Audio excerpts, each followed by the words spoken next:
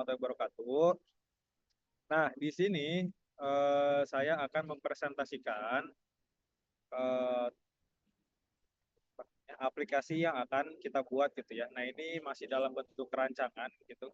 Nah, ini aplikasi sistem peminjaman alat laboratorium. Nah, tujuan kami untuk mempresentasikan eh, aplikasi ini itu adalah untuk memenuhi tugas dari matkul analisis perancangan sistem. Nah, tugas UTS dari analisis perancangan sistem. Nah, kami membuat presentasi ini yang mana presentasi ini bertujuan untuk membuat rancangan dari sistem peminjaman alat laboratorium. Nah, untuk susunan dari kelompoknya, yaitu saya sendiri Muhammad Rian Saputra dengan NPM 006, lalu dilanjut Doni Triadi dengan NPM 157, Renaldi Firmansyah dengan NPM 084, dan Muhammad Rajab dengan NPM 188, gitu ya. Nah, lalu untuk pembagian tugasnya. Nah, pembagian tugas dari kelompok ini itu yang pertama dari segi laporan, itu laporan dikerjakan oleh Muhammad Rajak dan Renaldi Firmansyah. Nah, untuk segi PPT dan presentasi itu dikerjakan oleh saya sendiri, Muhammad Rian Saputra dengan Doni Triadi, seperti itu. Nah, mungkin kita bisa mulai saja langsung dari presentasinya.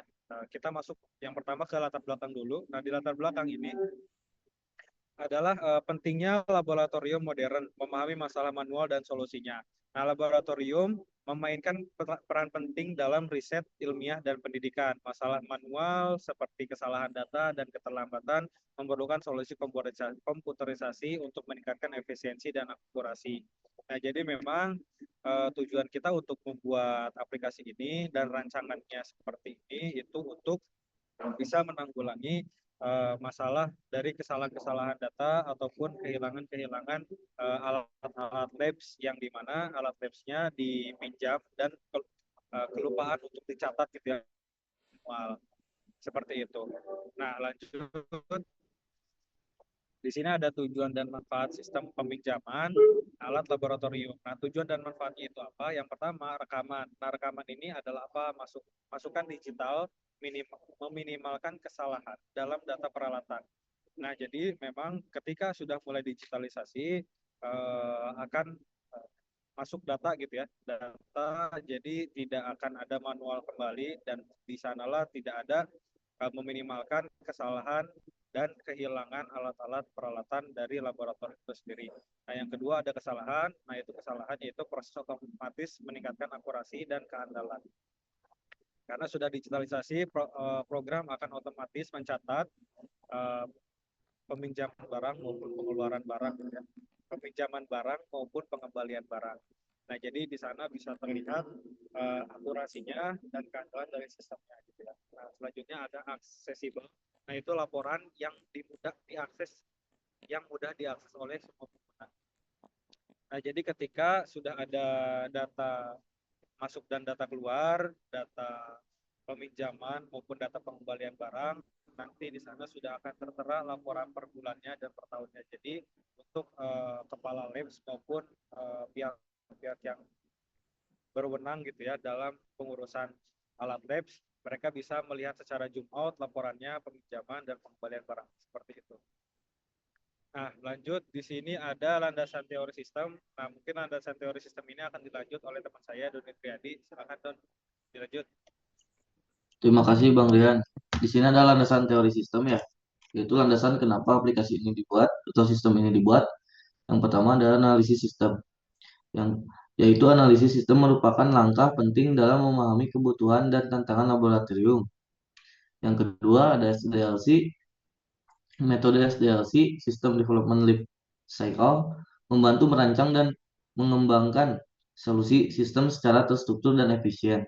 Yang ketiga ada prototype, yaitu memungkinkan pengujian awal, desain, dan fungsi sebelum implementasi penuh, menjamin efektivitas. Next.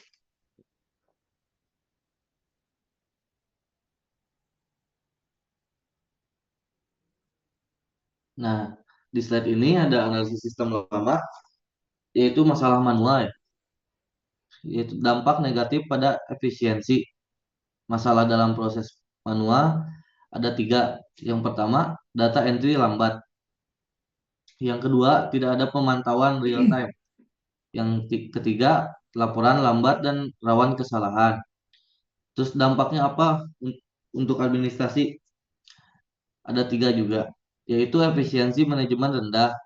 Yang kedua, waktu terbuang dalam verifikasi. Yang ketiganya adalah kesalahan biaya tinggi. Boleh di next.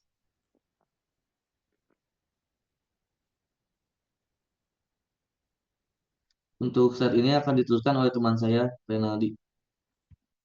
Oke, selanjutnya ada analisis sistem baru dan otomatisasi yang bertujuan untuk meningkatkan efisiensi dan akurasi. Pada otomatisasi proses peminjaman alat yaitu ada pengurangan waktu pemrosesan, pencatatan otomatis, dan integrasi data real time.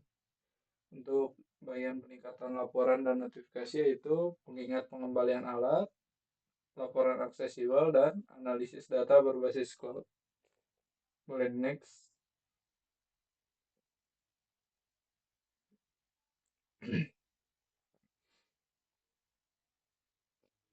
Selanjutnya, kebutuhan pengguna dalam sistem peminjaman, yaitu untuk staff, kebutuhannya itu untuk mengelola data dan laporan peminjaman alat. Dan bagi mahasiswa, yaitu untuk proses peminjaman alat secara digital dan efisien. Dan untuk kepala laboratorium, eh, dibutuhkan untuk memantau aktivitas peminjaman dan penggunaan alat.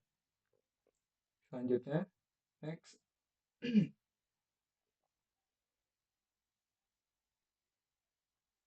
Selanjutnya ada timeline. Yang pertama itu pengumpulan data, di mana kita mengumpulkan informasi ke pengguna. Setelah dapat data, kita melanjutkan desain formulir, yaitu membuat form digital. Setelah itu implementasi prototype dengan menerapkan sistem web. Dan yang terakhir ada evaluasi untuk mendapatkan umpan balik pengguna. Next. Selanjutnya mungkin akan dilanjutkan oleh rekan saya Razak. Oke.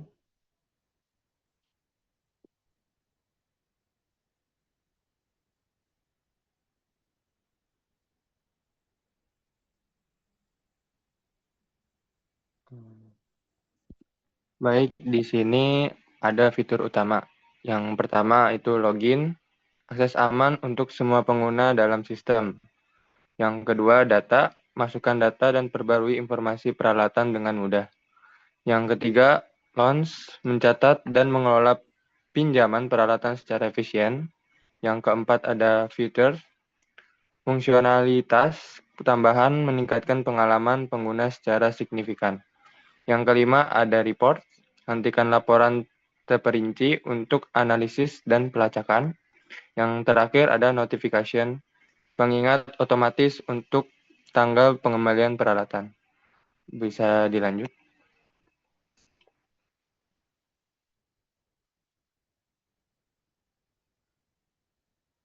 Ya, di sini ada fitur sistem lanjutan.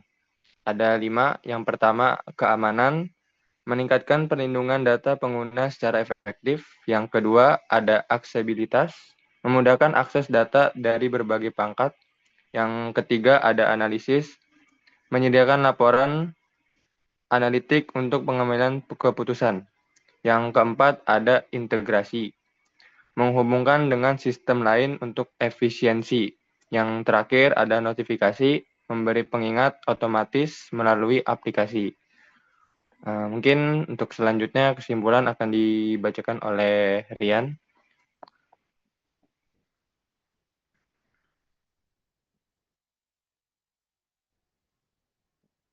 Mungkin sudah sampai di akhir slide.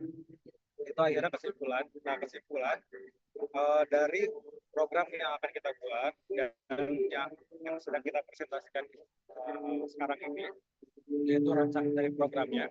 Nah, kesimpulannya itu adalah sistem peminjaman alat laboratorium berbasis komputer dapat meningkatkan efisiensi dan akurasi administrasi lab. Metode prototype memberikan fleksibilitas melalui evaluasi berulang sistem ini mendukung petugas mahasiswa dan kampus dalam mengelola alat secara modern dan terkendali.